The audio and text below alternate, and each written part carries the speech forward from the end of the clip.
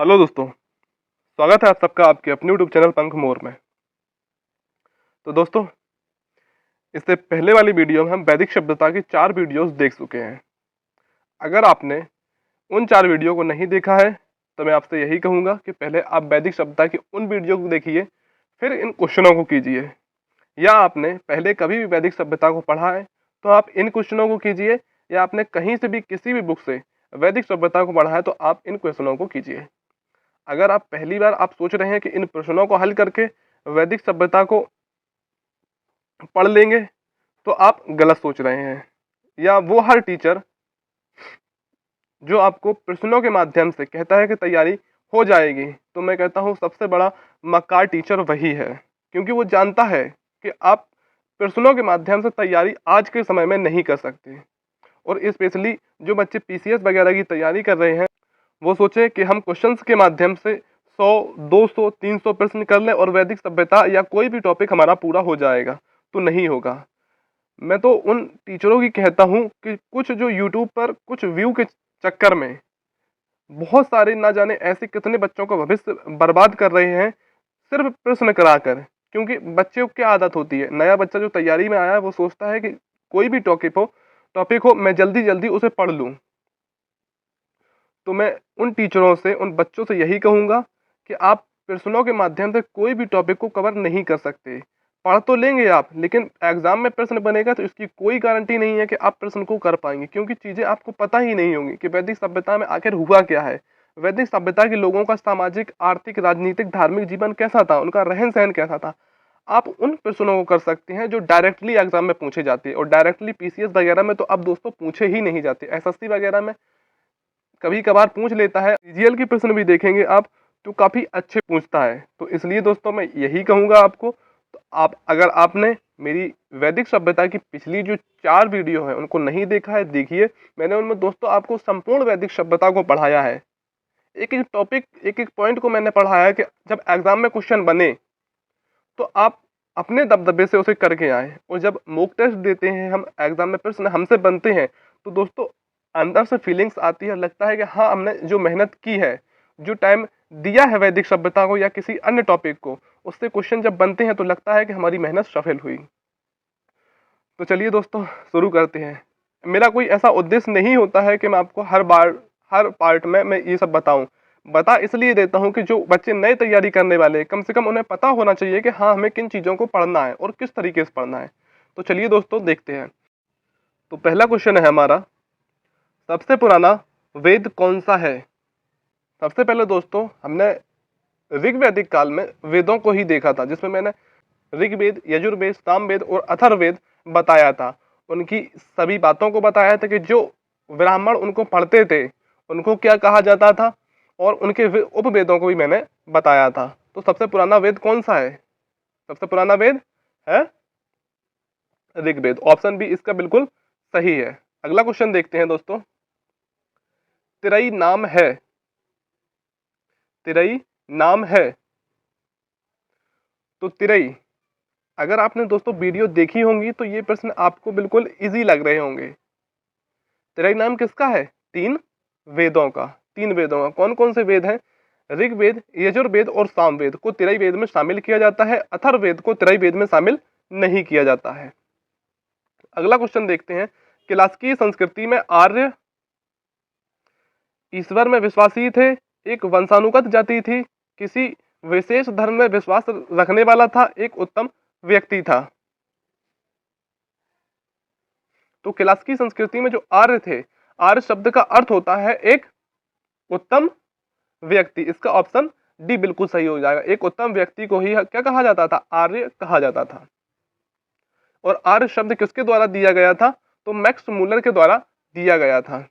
आर्य शब्द इंगित करता है, आर्य शब्द इंगित करता है, किसको इंगित करता है? श्रेष्ठ वंश को। ऑप्शन डी इसका बिल्कुल सही है। देखिए अब आईएएस 1999 और यूपीपीसीएस 1999 का पूछा हुआ प्रश्न है दोस्तों। मैंने सभी प्रश्न यूपीएससी और अन्य सभी स्टेट पीसीएस के एग्जाम्स के लिए है। मैंने कोई भी प्रश्न अपने मन से नहीं बनाया है, और एग्जैक्ट वही ऑप्शन रखे हैं जो एग्जाम में पूछे गए हैं, ताकि आप उन ऑप्शंस को देख सके, प्रश्नों को देख सके कि किस तरीके के प्रश्न पीसीएस वगैरह में पूछे जाते हैं।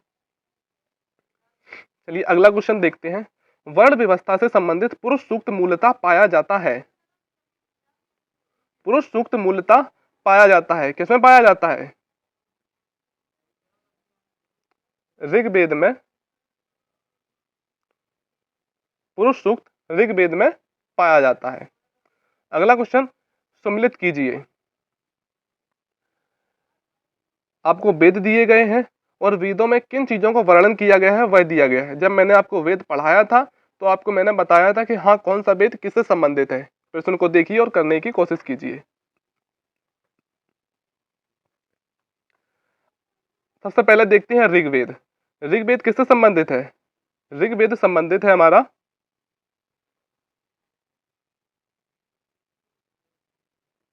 ईश्वर से महिमा की गई है। ऋग्वेद में ईश्वर से महिमा की गई है। अथर्ववेद में क्या वर्णन है? अथर्ववेद में औषधियों का वर्णन है। औषधि से संबंधित है अथर्ववेद। सामवेद संगीत से संबंधित है। सामवेद संगीत से संबंधित है। और जो हमारा ऋग्वेद है उसमें ईश्वर से महिमा की गई है। और यजुर्वेद जो है वो बलिदान से संबंधित है। यजुर्वेद हमारा बलिदान से संबंधित है। चलिए अगला क्वेश्चन देखते हैं। सूची 1 को सूची 2 से मिलाना है। सूची 1 में वेद दिए गए हैं और सूची 2 में दिया गया है कि वेद किससे संबंधित है। ऋग्वेद किससे संबंधित है? ऋग्वेद में किसका वर्णन है या किससे संबंधित है? तो ऋग्वेद संबंधित है स्तोत्र या प्रार्थनाओं से संबंधित है। दूसरा है हमारा सामवेद। सामवेद किससे संबंधित है? सामवेद संबंधित है किससे? संगीतमय स्रोत का वर्णन किया गया है। यजुर्वेद किससे संबंधित है? स्त्रोत एवं कर्म कांडों का वर्णन है वो यजुर्वेद में किया गया है। अथर्ववेद में तंत्र मंत्र का वर्णन अथर्ववेद में किया गया है। दोस्तों अगर आपने वैदिक सभ्यता का पहला पार्ट देखा होगा जिसमें मैंने वेदों को ही कवर किया था, वेदों को मैंने जितने भी पॉइंट्स बन सकते थे सभी पॉइंट्स को बताया था, तो उस पार्ट को आप देखिए। इन क्वेश्चनों को आप इजीली सॉल्व कर पाएंगे। यूपीपीसीएस 2003 में पूछा गया, यूडीए एलडीए प्री 2002 का पूछा हुआ प्रश्न है। चलिए अगला प्रश्न देखते हैं। निम्नलिखित 4 वेदों में से किस एक में जादुई माया और वशीकरण का वर्णन मिलता है? तो किसमें मिलता है? किसमें मिलता है? अथर्ववेद में। किसमें मिलता है? अथर्ववेद में मिलता है।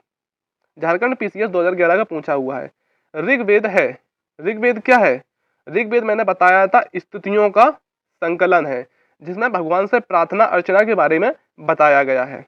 अगला क्वेश्चन देखते हैं। सूची 1 को सूची 2 से मिलाना है। वेद दिए गए हैं और उनके ब्राह्मण ग्रंथ दिए गए हैं। ऋग्वेद का जो ब्राह्मण ग्रंथ है मैंने उसकी ट्रिक आपको बताई थी। अगर आपने वीडियो देखा होगा ट्रिक आपको याद होगी, एको ताज छाज। तो ऋग्वेद का जो ब्राह्मण ग्रंथ हो जाएगा, एको का मतलब ऋग्वेद का जो ब्राह्मण ग्रंथ हो जाएगा ऐत्रेय। दोस्तों यह क्वेश्चन थोड़ा सा मिस प्रिंट है। ए बी सी डी तो इसमें ऑप्शन सूची 1 दी गई है लेकिन सूची 2 का ऑप्शन 1 गायब है। इसलिए मैं कहूंगा आप प्रश्न को देख लीजिएगा। इसमें वेद और उनके ब्राह्मण ग्रंथों को पूछा गया था जो कि आरएएस 2013 का प्रश्न है।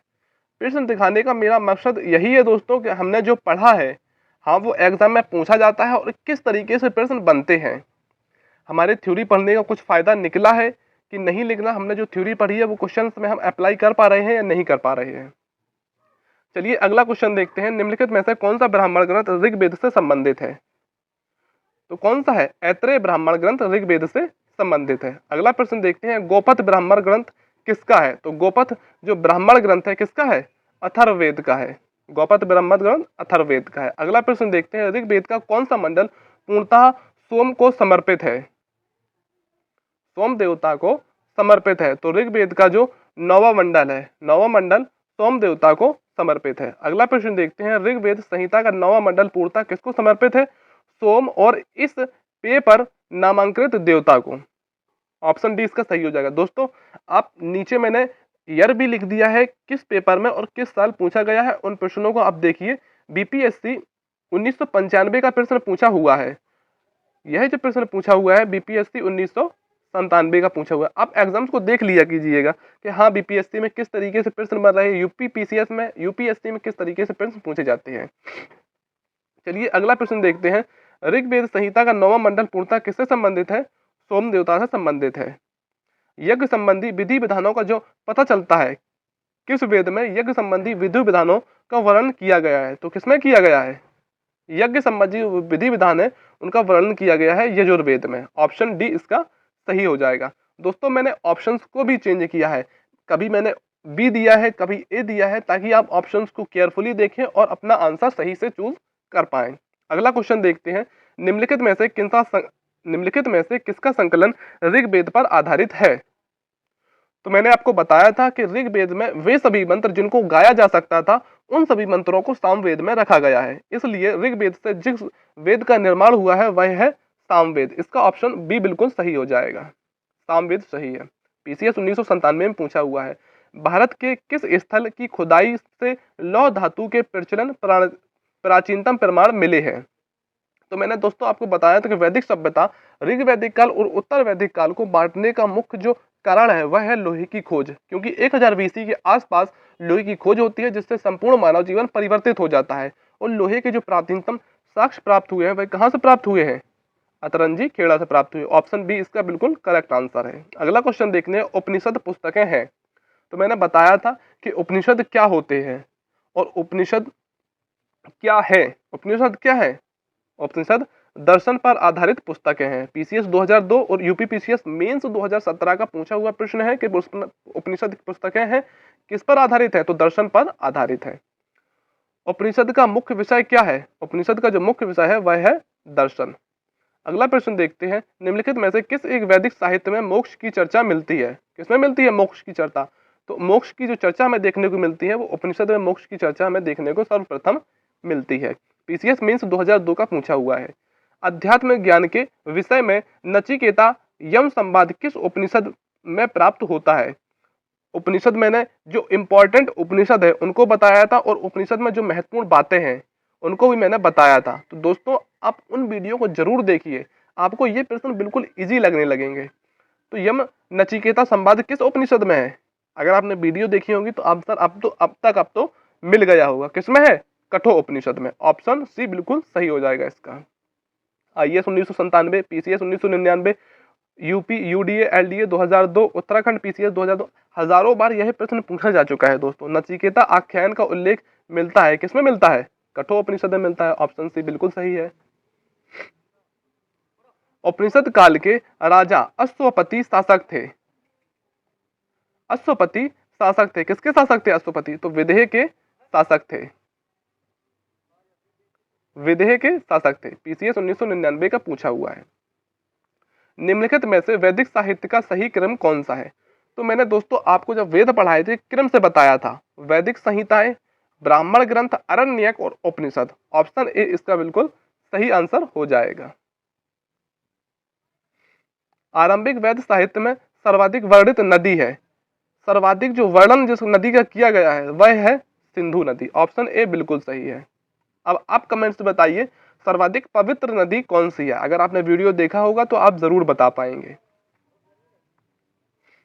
वैदिक नदी अस्किनी की पहचान निम्नलिखित नदियों में से किस एक से के साथ की जाती है? अस्किनी किस नदी को कहा जाता है? जितनी भी नदियों की जो वैदिक नाम है उनको हमने डिस्कस किया था। अस्किनी कहा जाता है चिनाब नदी को। ऑप्शन सी बिल्कुल सही है। ऋग्वेद में निम्नलिखित किन नदियों का उल्लेख अफगानिस्तान के साथ आर्यों के संबंध का सूचक है? अफगानिस्तान के साथ आर्यों के जो संबंध का सूचक है जो नदियां हैं वह है कुंभा और कुरमू। कुंभा नदी को वर्तमान में काबुल जाना जाता है। क्या कहा जाता है? काबुल कहा जाता है। ऑप्शन सी इसका सही हो जाएगा। अगला क्वेश्चन देखते हैं। यूपीएससी देख लीजिएगा, यूपीपीसीएस 2010 का पूछा हुआ है। वैदिक नदी कुंभा का स्थान कहाँ निर्धारित होना चाहिए? तो कुंभा कहाँ निर्धारित होना चाहिए? अफगानिस्तान में। ऑप्शन ए बिल्कुल सही हो जाएगा। अगला क्वेश्चन देखते हैं। सूची ए को सूची 2 से मिलाना है। सूची 1 में आधुनिक नाम दिए गए और सूची 2 में वैदिक नाम दिए गए हैं। गंडक को वैदिक नाम क्या है? गंडक का, गंडक का जो वैदिक नाम है क्या है? गंडक का वैदिक नाम है सदा नीरा। काबुल का जो वैदिक नाम है वह है कुंभा। राबी का जो वैदिक नाम है वह है पारुषणी और सतलुज को सतुद्री कहा जाता था। दोस्तों आप देख सकते हैं पीसीएस 2012 का पूछा हुआ है। एक भी प्रश्न दोस्तों ऐसा नहीं है जो अपने मन से मैंने लिखा है, सभी प्रश्न स्टेट पीसीएस के हैं और यूपीएससी वगैरह के पूछे हुए प्रश्न है। निम्नलिखित में से कौन सी प्रथा चतुष्ट वेदोत्तर काल में प्रचलित थी? चतुष्ट वेदोत्तर काल में जो प्रथा प्रचलित थी वह थी ब्रह्मचर्य, गृहस्थ, वानप्रस्थ और संन्यास। ऑप्शन सी सही है इसका। धर्म, अर्थ, काम और मोक्ष, ऑप्शन ए सही है, इसलिए इसका option A and option C सही हो जाएगा। आईएएस 1994 का पूछा हुआ है। धर्म तथा रीत भारत की प्राचीन वैदिक सभ्यता के एक केंद्रीय विचार को चित्रित करते हैं। इस संदर्भ में निम्नलिखित कथनों पर विचार कीजिए। आईएएस प्री 2011 का पूछा हुआ प्रश्न है। धर्म व्यक्ति के दायित्व एवं स्वयं तथा दूसरों के प्रति व्यक्तिगत कर्तव्यों की संकल्पना था। ऑप्शन ए बिल्कुल ठीक है। रीत मूलभूत नैतिक विधान था जो सृष्टि और उसमें अंतर्निहित सारे तत्वों के क्रियाकलापों को संचालित करता था। ऑप्शन 2 भी ठीक है, इसलिए ऑप्शन इसका सी सही हो जाएगा। ऑप्शन 1 और 2 दोनों सही है। अगला प्रश्न देखते हैं। भारतीय संस्कृति के अंतर्गत रीत का अर्थ था। रीत का अर्थ क्या था? रीत का अर्थ था क्या?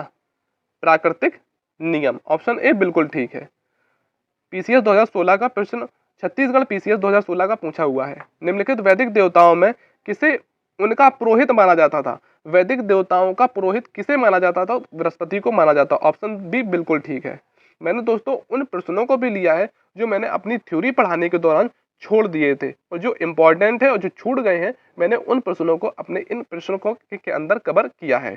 उनकी मैंने थ्योरी भी लिखी है थोड़ी बहुत, जो आपको आगे देखने को मिलेगी। निम्नलिखित में से कौन सी वह ब्रह्मवादिनी थी जिसने कुछ वेद मंत्रों की रचना की थी? वैदिक सभ्यता से कुछ महिलाएं संबंधित थी जिन्होंने वैदिक मंत्रों की रचना की थी, जो कि मैंने अपनी थ्योरी के दौरान नहीं पढ़ाया था। तो दोस्तों अब देख लीजिए, आईएएस 1995 का पूछा है और यह इन महिलाओं के नाम अन्य स्टेट पीसीएस में कई बार पूछे जाते हैं। वैदिक साहित्य में कई ऐसी विदुषी स्त्रियों का उल्लेख मिलता है जिन्होंने वेद मंत्रों की रचना की थी, जैसे कि अपाला है, घोषा है, विश्ववरा है, लोपामुद्रा आदि ऐसी जो प्रमुख महिलाएं हैं अपाला, घोषा, विश्ववरा और लोपामुद्रा है। इसमें से लोपामुद्रा जो है अगस्त ऋषि की पत्नी थी, जो कि कई बार पूछा गया है। इसका सही आंसर हो जाएगा लोपामुद्रा। ऑप्शन ए बिल्कुल ठीक है। अगला प्रश्न देखते हैं। ऋग्वेद काल में निष्क शब्द का प्रयोग एक आभूषण के लिए होता था, किंतु परवर्ती काल में उसका प्रयोग इस अर्थ में होता था। किस अर्थ में होता था?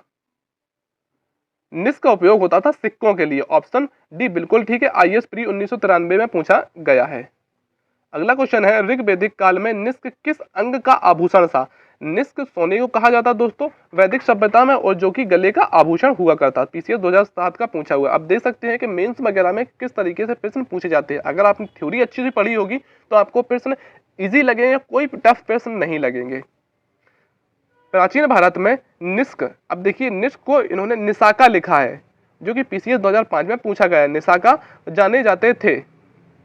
निष्क या निशाका किसे कहा जाता? स्वर्ण आभूषण को कहा जाता था।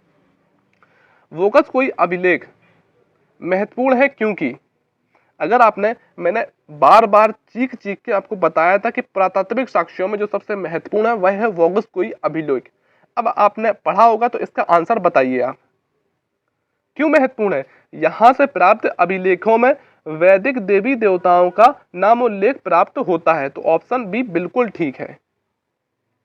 पीसीएस 1996, बीपीएससी 1994 में पूछा गया है। निम्नलिखित अभिलेखों में कौन सा ईरान से भारत में आर्यों के आने की सूचना देता है? तो कौन सा देता है?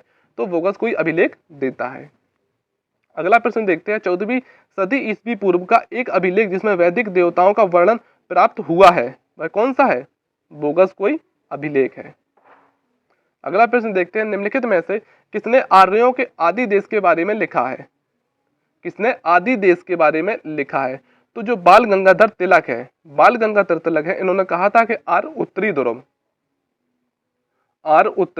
ध्रुव से भारत में आए थे। तो इन्होंने ही आर्यों को आदि देश के बारे में कहा था। तो बाल गंगाधर तिलक, ऑप्शन डी इसका बिल्कुल सही आंसर हो जाएगा। अगला प्रश्न देखते हैं। जिस ग्रंथ में पुरुष मेध का वर्णन हुआ है वह है,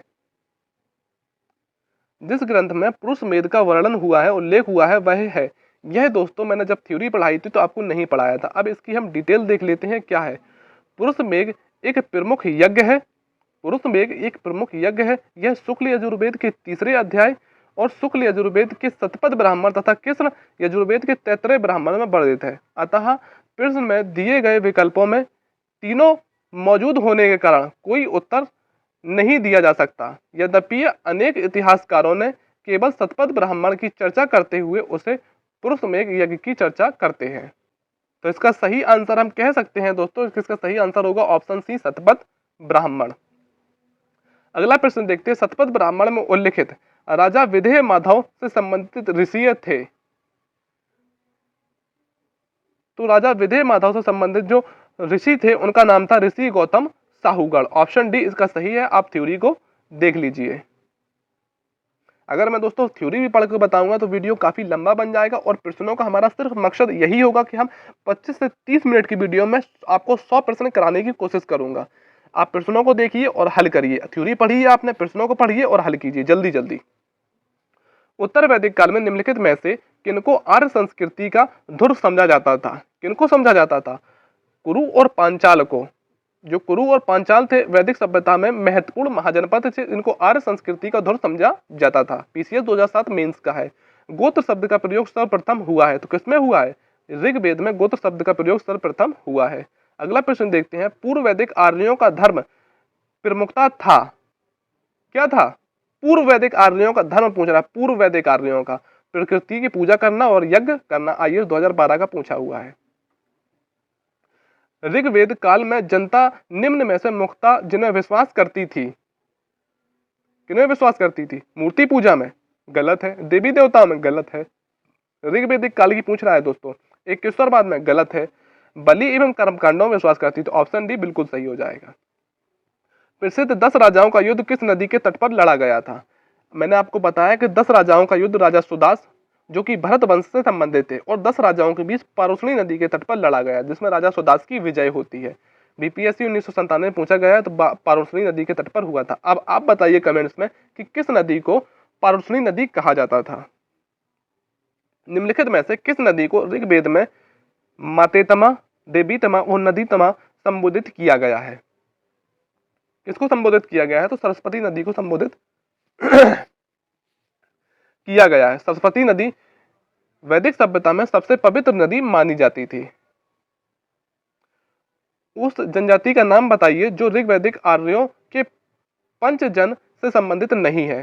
तो इसका जो सही आंसर हो जाएगा ऑप्शन डी, किकट जो है पंचजन से संबंधित नहीं है। अब कौन कौन सी जनजातियां वैदिक सभ्यता में थी?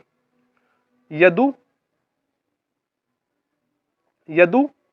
द्रुहयु, पुरु, अनु और तुर्वशु, ये 5 जो है वो वैदिक सभ्यता की जनजातियां थी। इसमें जो है किकट शामिल नहीं थी। ये दोस्तों मैंने थ्योरी में नहीं बताया है। आप इन 5 जनजातियों को आप याद रखिए जो वैदिक सभ्यता में थी। प्राचीन काल में आर्यों के जीविकोपार्जन का मुख्य साधन था। प्राचीन काल में आर्यों के, अब इसमें कृषि दिया गया। अगर दोस्तों इसमें पशुपालन भी देता तो फिर कंफ्यूजन हो जाती। इसमें अगर कृषि दिया गया है तो ऑप्शन ए बिल्कुल सही हो जाएगा। अगला प्रश्न देखते हैं हम। ऋग्वेद में उल्लिखित यव शब्द किसके लिए प्रयुक्त होता था? यव शब्द किसके लिए? जौ को यव कहा जाता था। मैंने प्रमुख दोस्तों लास्ट पार्ट में प्रमुख शब्दावली बताई थी कि हाँ किसको क्या कहा जाता, लोहे को क्या कहा जाता था, तांबे को क्या कहा जाता, इन सभी बातों को मैंने बताया है। सभी प्रश्नों को दोस्तों मैंने नहीं लिया है। अगर मैं प्रश्न कराऊं तो प्रश्न कराने को मैं 1000 प्रश्न करा सकता हूं जो हर बार एग्जाम में पूछे जाते हैं, लेकिन उनका कोई मकसद नहीं है, सिर्फ टाइम वेस्ट है। मैंने आपको थ्योरी पढ़ाई है, उस थ्योरी को पढ़िए और खुद में महसूस कीजिए हाँ यह प्रश्न इंपॉर्टेंट है और एग्जाम में मेरे बन सकता है। अगला प्रश्न देखते हैं। ऋग्वेद में पाणी किस वर्ग के नागरिक थे? पाणी किन्हें कहा जाता था? पाणी कहा जाता था व्यापारियों को। ऑप्शन डी बिल्कुल सही है। वैदिक युग में प्रचलित लोकप्रिय शासन प्रणाली थी। कैसी शासन प्रणाली थी? वंश परंपरागत राजतंत्रात्मक जो प्रणाली थी वह थी। ऑप्शन डी इसका बिल्कुल सही है। आरएएस में पूछा गया 1993 में। वैदिक युगीन सभा कैसी होती थी? गांवों के व्यावसायिक लोगों की सभा थी, राज दरबार होता था, मंत्री परिषद थी, राज्य के समस्त लोगों की एक राष्ट्रीय सभा थी। जो सभा होती थी वो मंत्रिपरिषद थी, एक तरह से वर्तमान मंत्रिपरिषद। मैंने बताया था कि सभा क्या होती थी, समिति क्या होती थी, विदत क्या होती थी, इन सभी को वर्तमान की हिसाब से मैंने बताया था। तो मंत्रिपरिषद के समान वैदिक सभ्यता में सभा होती थी जिसमें उच्च एवं कुलीन लोगों को शामिल किया जाता था। आर्यस 1994 का पूछा हुआ है, किस वेद में सभा और समिति को प्रजापति की 2 पुत्रियां कहा गया है? किसको कहा गया है? तो अथर्ववेद में कहा गया। ऑप्शन डी बिल्कुल सही है। ऋग्वैदिक जनसभा को न्यायिक कार्यों से संबंधित थी। ऋग्वैदिक जनसभा जो न्यायिक कार्यों से संबंधित थी, कौन सी थी सभा? जो जन न्यायिक कार्यों से संबंधित होती थी। आयुर्वेद अर्थात जीवन का विज्ञान का उल्लेख सर्वप्रथम मिलता है, किसमें मिलता है? अथर्ववेद में मिलता है। ऑप्शन डी बिल्कुल सही है। ऋग्वैदिक धर्म था, ऋग्वैदिक कैसा धर्म था? अद्वैतवादी, यानी कोई देवता नहीं था, गलत है। एक ईश्वरवादी, एक देवता थे, गलत है। निवृत्त मार्गी, ये भी गलत है। तो बहुदेववादी था, यानी कि कई देवता थे। ऑप्शन ए बिल्कुल सही है। मेंस का है दोस्तों, किसका है? मेंस 2014 पीसीएस में पूछा गया है। सर्वाधिक ऋग्वैदिक सूक्त समर्पित है। सर्वाधिक ऋग्वैदिक सूक्त किसको समर्पित है? सबसे प्रमुख देवता कौन थे? तो इंद्र थे। ऑप्शन बी इसका करेक्ट हो जाएगा। निम्नलिखित में से किस देवता में युद्ध देवता समझा जाता था? युद्ध देवता किसे समझा जाता था? युद्ध का देवता। तो किसे समझा जाता था? इंद्र को। ऑप्शन बी करेक्ट है। ऋग्वेद में सर्वाधिक संख्या में मंत्र संबंधित है। सर्वाधिक संख्या में मंत्र किस देवता के मिले हैं? तो किसके मिले हैं? इंद्र के मिले हैं। लेकिन दोस्तों अब ऑप्शन में इंद्र नहीं है। दूसरे नंबर के जो सर्व प्रमुख देवता थे वह थे अग्नि। ऑप्शन ए इसका बिल्कुल सही हो जाएगा। निम्नलिखित में से पूर्व वैदिक आर्यों का सर्वाधिक लोकप्रिय देवता कौन था? तो सबसे लोकप्रिय जो देवता था वह था इंद्र, जिसका 250 बार ऋग्वेद में वर्णन किया गया है। वैदिक देवता इंद्र के विषय में निम्नलिखित कथनों पर विचार कीजिए तथा नीचे दिए गए कूट का सही उत्तर दीजिए।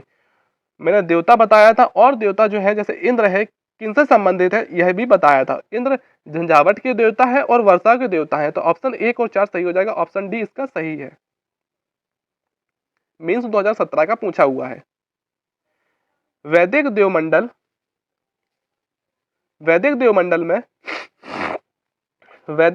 में निम्नलिखित में से कौन देवता युद्ध का देवता माना जाता था? किसे माना जाता था? तो इंद्र को युद्ध का देवता माना जाता था। 800 से 600 ईस्वी पूर्व का काल किस युग से जुड़ा है? तो 800 से 600 ईसा पूर्व का जो काल है वह ब्राह्मण युग समझा जाता था। ऑप्शन ए बिल्कुल सही है। गायत्री मंत्र किस पुस्तक में मिलता है? तो गायत्री मंत्र अब पूछ रहा है आपसे, यही नहीं पूछा कि किस वेद में मिलता है, भटकाने के लिए आपसे पूछता है कि किस पुस्तक में मिलता है। तो लेकिन आपको कंफ्यूज नहीं होना, गायत्री मंत्र जो ऋग्वेद के 3रे मंडल में वर्णन किया गया है, किसमें है? किसमें है? ऋग्वेद में वर्णन किया गया। ऑप्शन सी इसका सही हो जाएगा। गायत्री मंत्र की रचना किसने की थी? किसने की थी? गायत्री मंत्र की जो रचना की थी वह की थी विश्वामित्र ने। पूछता है अगले प्रश्न, पुराणों की संख्या कितनी है? मैंने पुराण बताया था कितने पुराण है और महत्वपूर्ण पुराणों को भी बताया था। कितने पुराण है? 18 पुराण है। यूपीपीसीएस जीआईसी 2010 पीरी 2009 का पूछा हुआ है। श्रीमद् भगवद गीता मौलिक रूप से किस भाषा में लिखी गई है? कितना इजी प्रश्न है दोस्तों। किसमें लिखी गई? संस्कृत भाषा में लिखी गई है। महाभारत मूलतः किस रूप में जानी जाती थी? किस रूप में जानी जाती थी? महाभारत को जय संहिता कहा जाता था। आरओ 2014 का पूछा हुआ है। सतसहस्त्रीय संहिता उपनाम निम्न में से किस ग्रंथ का है? किस ग्रंथ का है? तो रामायण का है। ऑप्शन सी इसका बिल्कुल सही है। अब आप कमेंट्स बॉक्स में बताइए कि रामायण किसके द्वारा लिखी गई थी। हिंदू पौराणिक कथाओं के अनुसार समुद्र मंथन हेतु किस सर्प ने रस्सी के रूप में स्वयं को प्रस्तुत किया? आप प्रश्नों को देखिए। हाँ, इस तरीके के प्रश्न भी दोस्तों एग्जाम में पूछे जाते हैं। यह मैंने थ्योरी में नहीं कराया था, अब इसकी थ्योरी आप देख लीजिएगा। हिंदू पौराणिक कथा के अनुसार समुद्र मंथन हेतु मथानी के रूप में मंदराचल पर्वत तथा रस्सी के रूप में सर्पों के राजा वासुकी का प्रयोग किया गया था। इसका ऑप्शन सही हो जाएगा कौन सा? Option B Vasuki. अगला प्रश्न देखते हैं। सत्यमेव जयते शब्द किस उपनिषद से लिया गया है? आ गई ना चेहरे में मुस्कुराहट सत्यमेव जयते शब्द देखकर कि दोस्तों मुझे पता है कि हर बच्चे के कौन से प्रश्न याद हैं। पॉइंट्स जो फैक्ट डायरेक्ट पूछे जाते हैं वो तो सभी को पता होते हैं, लेकिन पीसीएस में डायरेक्ट नहीं पूछता है, इनडायरेक्ट पूछता है। अब यह प्रश्न दोस्तों सबको पता होगा, जिसने बेसिक शब्द सब पढ़ी होगी सबको पता होगा कि सत्यमेव जयते शब्द किस उपनिषद से लिया गया है। तो किससे लिया गया है? मुंडक उपनिषद से लिया गया है। अगला प्रश्न देखते हैं। सत्यमेव जयते शब्द कहां से लिया गया है? तो मुंडक उपनिषद से लिया गया है। किससे लिया गया है? मुंडक उपनिषद से। तमसो मां ज्योतिर्गम्य कथन है मूलतः।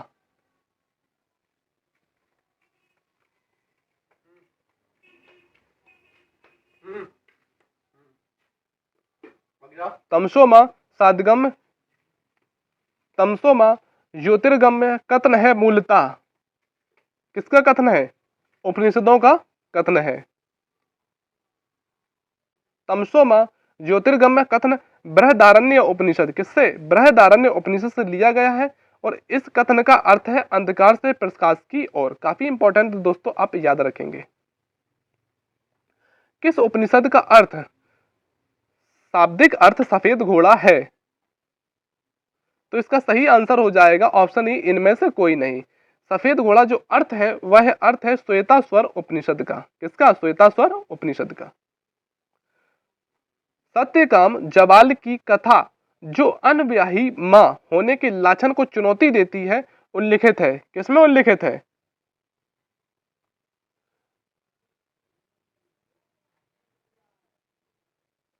किसमें उल्लेख है? छंदोग्य उपनिषद में उल्लिखित है। आप इसकी थ्योरी दोस्तों देख लीजिए। ऋग्वेद की मूल लिपि थी, ऋग्वेद की जो मूल लिपि थी वह थी ब्राह्मी। ब्राह्मी लिपि को ही सभी लिपियों की जननी कहा जाता है। वैदिक कर्मकांड में होता का संबंध है। जब मैंने दोस्तों आपको वेद पढ़ाए थे तब पढ़ाया था कि वेदों को पढ़ने वाले जो ऋषि हुआ करते थे उन्हें क्या कहा जाता था। होता किस वेद को पढ़ते थे? तो होता ऋग्वेद को पढ़ते थे। ऑप्शन ए इसके बिल्कुल सही हो जाएगा। अब आप बताइए कि सामवेद, यजुर्वेद और अर्थवेद को जो पढ़ते थे उनको क्या कहा जाता था? कमेंट्स बॉक्स में ना बताइए, अपनी बुक को पलटिए और देखिए आपने क्या लिखा था। हर बार इन चारों प्रश्न घूम घूम के किसी ना किसी एग्जाम में पूछ ही लिया जाता है। आरओ यारो 2013 का पूछा हुआ है। अवेस्ता और ऋग्वेद में समानता है। अवेस्ता किस किस क्षेत्र से संबंधित है? किससे संबंधित है? ईरान से संबंधित है।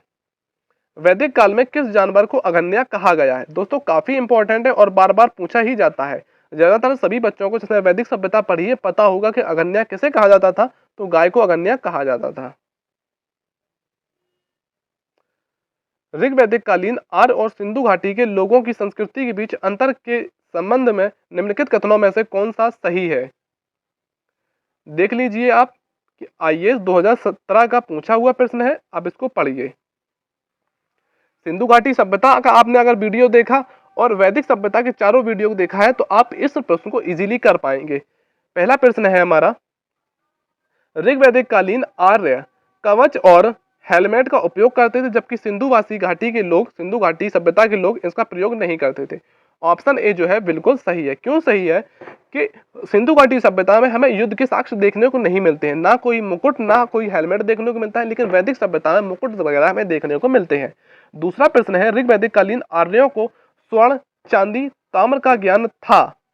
ऋग्वैदिक जो कालीन आर्य थे उनको स्वर्ण और ताम्र का ज्ञान तो था लेकिन चांदी का ज्ञान नहीं था। और दूसरा, जबकि सिंधु घाटी सभ्यता के लोगों को केवल ताम्र और लोहे का ज्ञान था, सिंधु घाटी सभ्यता के लोगों को लोहे का ज्ञान नहीं था। इसलिए ऑप्शन 2 गलत है। ऑप्शन तीसरा देखते हैं, ऋग्वैदिक कालीन आर्यों ने घोड़े को पालतू पशु बना लिया था। यह तो ठीक है, जबकि इस बात का कोई साक्ष्य नहीं है कि सिंधु घाटी सभ्यता के लोग इस पशु को जानते थे। बिल्कुल साक्ष्य है। साक्ष्य क्यों नहीं है? आप याद करिए कि सुरकोटदा से,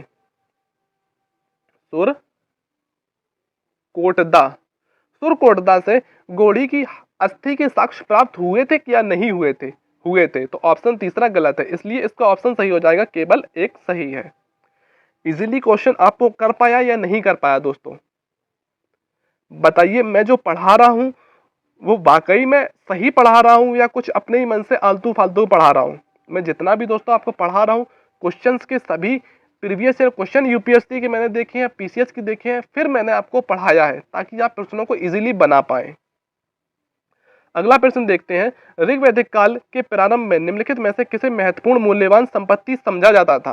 किसको समझा जाता था? मैंने आपको बताया है कि गाय जो थी, ऋग्वैदिक काल में गाय को लेकर ही अक्सर युद्ध हुआ करते थे। सबसे मूल्यवान जो संपत्ति समझा जाता था वह गाय को समझा जाता था। संस्कारों की कुल संख्या कितनी थी? मैंने बताया था कि वैदिक सभ्यता में 8 प्रकार के विवाह तथा 16 प्रकार के संस्कारों का वर्णन किया गया। कितनी थी? 16 थी। जीविकोपार्जन हेतु वेद वेदांग पढ़ाने वाला अध्यापक कहलाता था। जीविकोपार्जन हेतु वेद वेदांग पढ़ाने वाला अध्यापक कहलाता था। इसका प्रश्न दोस्तों आप बताएंगे। आप बताइए, और आपने अगर वीडियो को देखा है तो आपको यह प्रश्न बिल्कुल इजी लगेगा, और आपको नहीं आ रहा है तो अपने पेज को पलटिए, अपने नोट्स बनाई होंगी उनको देखिए कि जीविकोपार्जन हेतु जो वेद या वेदांगों को जो अध्यापक पढ़ाते थे उनको क्या कहा जाता था? आचार्य, उपाध्याय, अर्धायु या पुरोहित। यूडीए एलडीए मेंस 2007 का पूछा हुआ है। धन्यवाद दोस्तों आपका, आपने इस वीडियो को पूरा देखा। और आपसे मैं दोस्तों यही कहूंगा कि हमारा हर टॉपिक पे यही नियम रहेगा कि सबसे पहले हम थ्योरी को देखेंगे, फिर उनके क्वेश्चनों को देखेंगे। इस 30-25-30 मिनट की वीडियो में आपको 100 क्वेश्चन दोस्तों कराने की कोशिश की है, और 100 क्वेश्चन कुछ ऐसे नहीं, यूपीएससी पीसीएस के टॉप क्वेश्चंस जो बार बार पूछे गए हैं। तो चलिए दोस्तों, मिलते हैं अगली वीडियो में वैदिक सभ्यता के पार्ट 2 में, जिसमें मैं करीब करीब आपको 75 से 80 क्वेश्चन एसएससी के, पीसीएस वगैरह के जो थोड़े से इजी होंगे मैं कराऊंगा। लेकिन उन प्रश्नों को भी आप करिए जो एसएससी की तैयारी करते हैं, उन प्रश्नों को कीजिए और इन प्रश्नों को भी बनाइए, ताकि आप बनने वाले टफेस्ट क्वेश्चन को भी कर सकें। चलिए दोस्तों, मिलते हैं अगली वीडियो में। जय हिंद।